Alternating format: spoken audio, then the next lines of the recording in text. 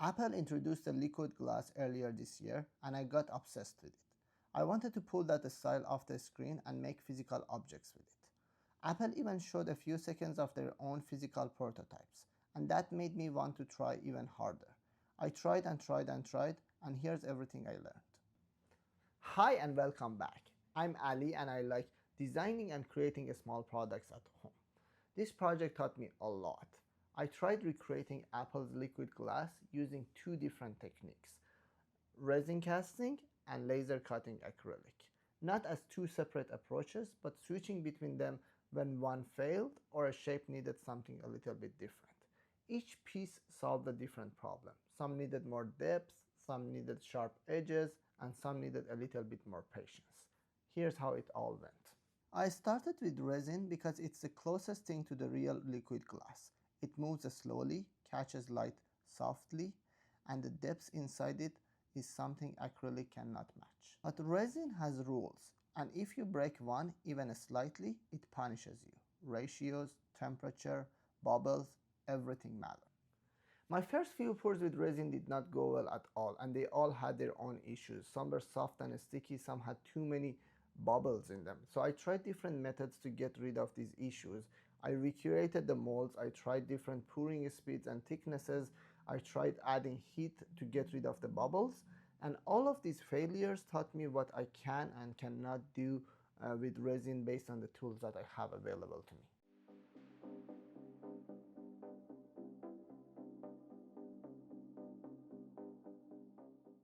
So when resin kept fighting me on certain shapes, I switched to laser cut acrylic. Acrylic gives you clear, sharp edges with zero curing time, but it doesn't have that soft internal glow that resin creates.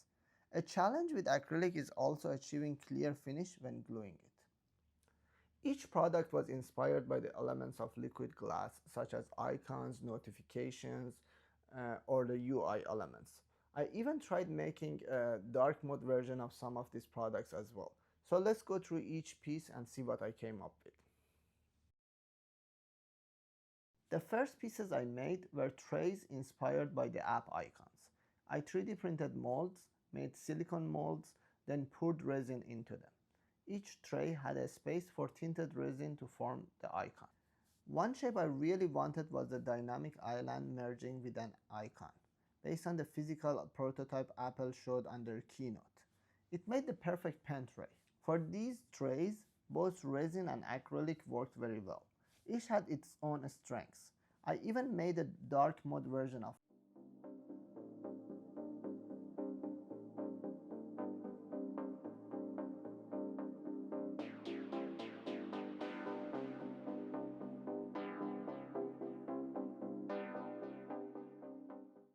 The next product is a sticky notes holder which is inspired by the Messages app icon.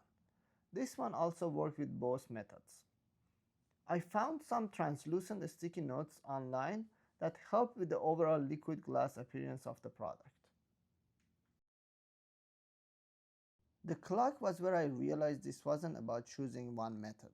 Resin seemed perfect at first, until it didn't cure properly, twice, because of the depth of the mold. The layered acrylic version actually fit better. The sharp edges matched the original design. I was even able to find a translucent clock motor that kept the look clean. This was cherry on top of the cake. The Finder-inspired AirTag holder had to be acrylic. It was too thin and detailed for resin. AirTags get tossed around, so I needed durability. Layered plexi was perfect for this one. Clean edges, a strong structure, and the locking mechanism between the two halves is very satisfying. This is probably my favorite piece, and I definitely couldn't have made it with resin. The MagSafe cover was probably the hardest one. I wanted to create the airdrop circle look in resin.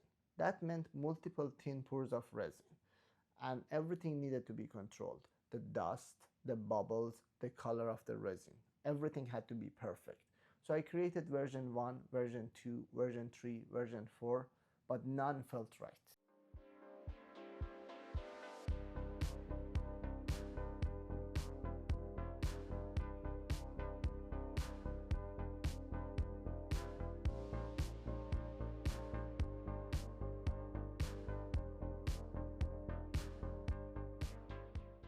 But when the final one cured clean, the depths looked unreal.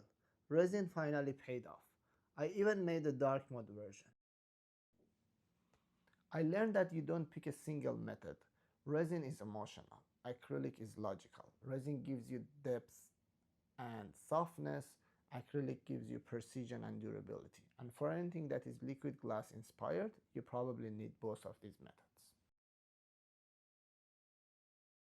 Here's everything together: the wins, the failures, the experiments. This whole project started because Apple showed just a few seconds of a concept. Somehow that turned into many days of trying and learning for me. If you want more details about any of these products, please let me know in the comments. And if you like small projects like this, please make sure to subscribe. Thank you so much for watching.